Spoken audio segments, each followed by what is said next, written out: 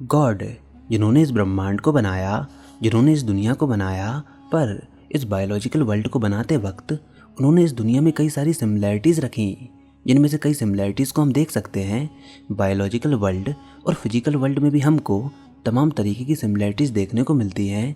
Biological world के elementary particles, sales जिसके अंदर न्यूक्लियस होता है और सेल बॉडी होती है, इसी तरह फिजिकल वर्ल्ड के भी कुछ एलिमेंट्री फिजिकल पार्टिकल्स होते हैं जिनके अंदर भी एक न्यूक्लियस होता है और उन एलिमेंट्री फिजिकल पार्टिकल की भी एक बॉडी होती है। सबसे पहले न्यूक्लियस, कोई भी एंटिटी कई सारे पार्टिकल से मिलकर बनी होती है, पर हर एक प्राइमरी पार्टिकल के पास सेम न्यूक्लियस होता है जिसके अंदर कुछ इन्फॉर्मेशन स्टोर होती है। बायोलॉजिकल वर्ल्ड में हम उस इन्फॉर्मेशन को जेनेटिक कोड बोलते हैं और कई सारे जेनेटिक कोड मिलकर एक फिजिकल मॉलिक्यूल बनाते हैं जिसको हम डीएनए बोलते हैं। और बिल्कुल इसी एनालॉगी की तरह अगर हम फिजिकल यूनिवर्स की बात करें तो बायोलॉजिकल न्यूक्लियस की तरह फिजिकल वर्ल्ड में भी जेनेटिक कोड मौजूद होता है और इन कोड्स को हम बोलते हैं कॉस्मोलॉजिकल एनर्जी फील्ड। अब दूसरा cell body. Cell body basically एक बायोलॉजिकल एंटिटी है जो कि प्रोटीन्स के एडिशन से बनती है और इन प्रोटीन स्ट्रक्चर्स में काफ़ी ज़्यादा कॉम्प्लेक्स मॉलिक्यूल्स होते हैं। वैसे सेल बॉडी का स्ट्रक्चर न्यूक्लियस में मौजूद जेनेटिक कोड के द्वारा ही डिसाइड किया जाता है। एग्जाम्पल के लिए आपका ब्लड और बोन सेल बिल्कुल अलग अलग तरीके से बनते हैं पर उनका न्यूक्लियाई बिल्कुल सेम होता है। ऐसा डिफरेंस क्यों हुआ? क्योंकि उनका जेनेटिक कोड में डिफरेंस है। पहला जेनेटिक कोड ये डिसाइड करता है कि इस पर्टिकुलर सेल को ब्लड में मौजूद होना चाहिए और दूसरा ये डिसाइड करता है कि इस पर्टिकुलर सेल को बोन्स में मौजूद होना चाहिए। अब बिल्कुल इसी की तरह एलिमेंट्री फिजिकल पार्टिकल की भी बॉडी कॉम्प्लेक्स कॉस्मोलॉजिकल सब्सटेंस से बनी होती है और हमारे यूनिवर्स का जेनेटिक कोड इस क्रिएशन को डिसाइड करता है। वैसे डीएनए एक एलिमेंट्री बायोलॉजिकल सेल है जो कि 4 प्रोटीन से मिलकर बनता है जिनका नाम है adenine, guanine, cytosine and thymine. वहीं दूसरी ओर मैटर भी 4 कंस्टिट्यूएंट एलिमेंट से मिलकर बनता है जिसमें आते हैं fire, water, air and earth. और एरिस्टोटल के फिलोसॉफिकल सिस्टम भी इन्हीं 4 एलिमेंट की लीड को मेंटेन करते हैं। एरिस्टोटल के अनुसार ये 4 एलिमेंट सारे मैटर को फॉर्म करते हैं और जिससे पूरी फिजिक्स गवर्न होती है। वेस्टर्न कल्चर की ही नहीं, अगर इंडियन फिलॉसफी को देखा जाए तो इंडियन फिलॉसफी के अनुसार अग्नि, जल, हवा, धरती और एक एडिशनल एलिमेंट आकाश इस दुनिया को बनाने वाले 5 एलिमेंट हैं। फिजिकल वर्ल्ड के एवोल्यूशन के दौरान नेचर ने कॉस्मोलॉजिकल सब्सटेंस को एक सिस्टमैटिक पैटर्न में अरेंज किया जिससे स्पेस फैब्रिक क्रिएट हुआ एंड देन कई सारे एलिमेंट्री फिजिकल पार्टिकल का जन्म हुआ। तो हम ये कह सकते हैं कि इन फिजिकल पार्टिकल का स्ट्रक्चर स्पेस फैब्रिक का एक प्रोटोटाइप है। और अपनी कन्वीनियंस के लिए यहाँ पर हम एक लेटर को इंट्रोड्यूस करेंगे और वो टर्म है चेस्ट, जिसका मतलब होता है किसी चीज़ का फ्रंट सरफेस। तो हम ये मानकर चलते हैं कि स्पेस फैब्रिक के पास 4 चेस्ट होते हैं और ये 4 चेस्ट स्ट्रक्चर इस यूनिवर्स में होने वाली सारी पॉसिबल एक्टिविटीज़ को एक्सप्लेन कर सकता है। प्राचीन कॉस्मोलॉजिस्ट ये मानते थे कि ये पूरा ब्रह्मांड एक अननोन और रहस्यमयी पदार्थ से बना हुआ है जो कि इस ब्रह्मांड के कोने कोने तक मौजूद है। उस पदार्थ को नाम दिया गया ल्यूमिनिफरस ईथर। पर इस ईथर को ढूंढना अपने आप में काफ़ी चैलेंजिंग टास्क था और उस समय लोग ये मानते थे कि ईथर के बिना ये ब्रह्मांड बन ही नहीं सकता। और उस ईथर को ढूंढने के लिए माइकलसन एंड मॉर्ले ने अपना काफ़ी फेमस एक्सपेरिमेंट परफॉर्म किया ईयर 1887 में। हालांकि एक्सपेरिमेंट के रिजल्ट काफ़ी हैरान करने वाले थे क्योंकि जिस ईथर की खोज में ये सब एक्सपेरिमेंट परफॉर्म किए गए थे वो ईथर यहाँ पर मिसिंग था और इसलिए इस एक्सपेरिमेंट को इतिहास का ग्रेटेस्ट फील्ड एक्सपेरिमेंट का नाम दिया जाता है।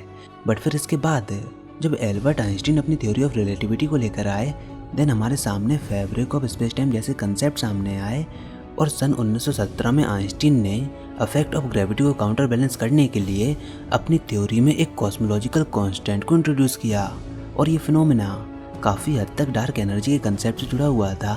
हालांकि जब इस कॉस्मोलॉजिकल कांस्टेंट को type 1 supernova and cosmic microwave background radiation के डेटा से मेजर किया गया देन हमारी ऑब्जर्व्ड वैल्यू में प्लैंक मास स्केल वैल्यू के कंपैरिजन में काफ़ी डिफरेंस था। और ये डिफरेंस क्यों था और वैल्यू क्यों डिफर कर रही थी ये मिस्ट्रीज कभी भी सॉल्व नहीं हुई।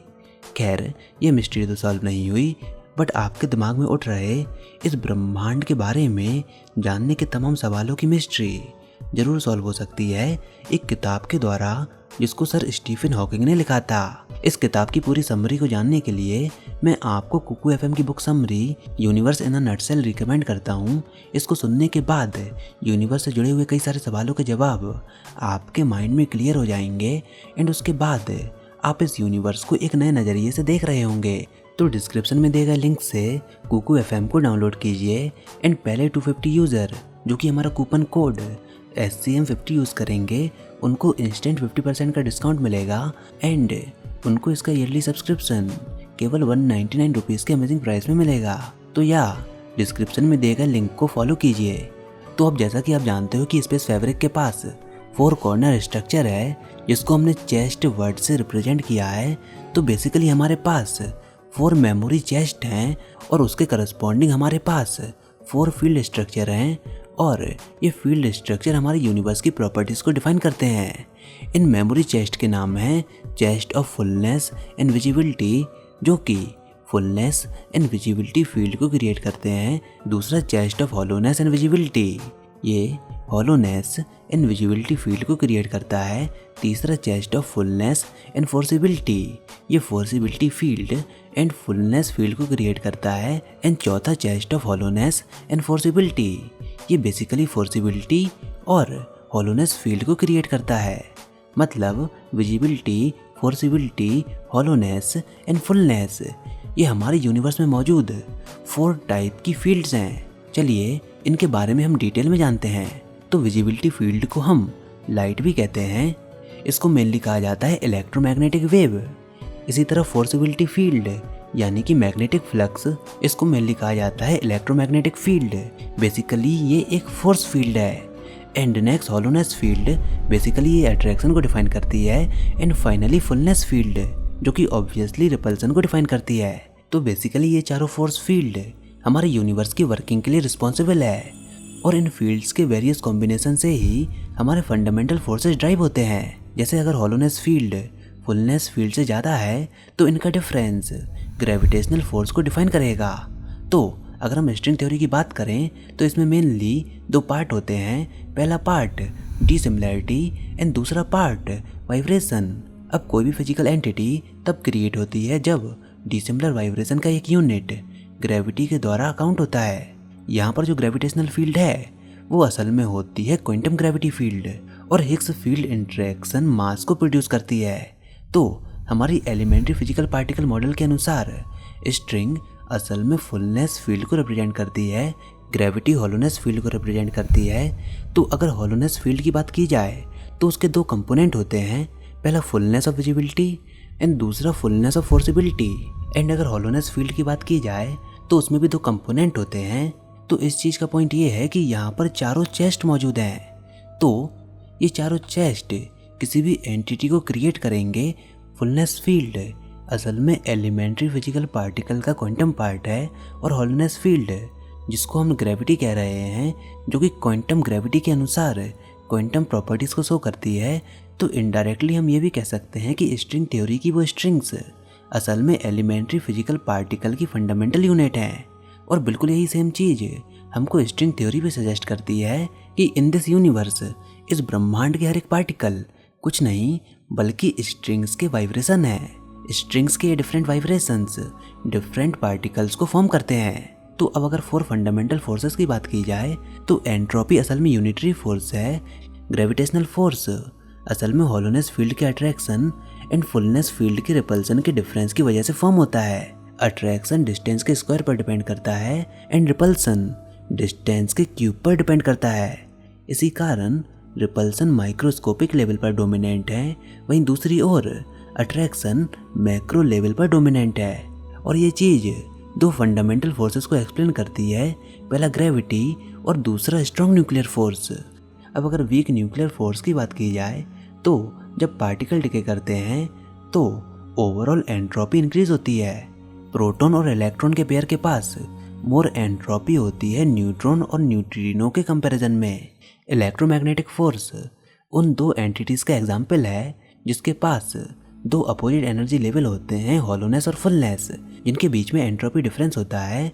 तो देखा जाए तो इन फील्ड का यूनिफाइड लॉजिक हमको कई सारी कॉस्मिक मिस्ट्रीज के रेजोल्यूशन में काम आता है, जिनमें से कुछ मिस्ट्रीज हैं uncertainty principle, quantum entanglement, pair production, cosmological constant problem, cosmic microwave background radiation, magnetic field, dark matter, dark energy, gravitation, repulsion, deflection of gases, mass ejection from sun, temperature of the sun, string theory and 4 fundamental forces.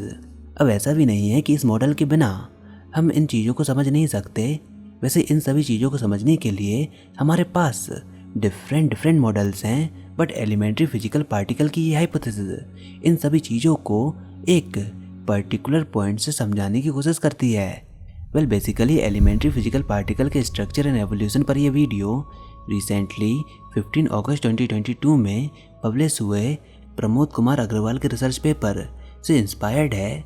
अगर inspiration की बात की जाए तो आप भी Kuku FM पर मौजूद डिफरेंट ऑडियो बुक्स को सुनकर इंस्पिरेशन ले सकते हो, तो डिस्क्रिप्शन में चेकआउट जरूर कीजिएगा। एंड अगर आप इस रिसर्च के बारे में और जानना चाहते हैं तो ये रिसर्च पेपर का लिंक मैं आपको डिस्क्रिप्शन में दे दूंगा।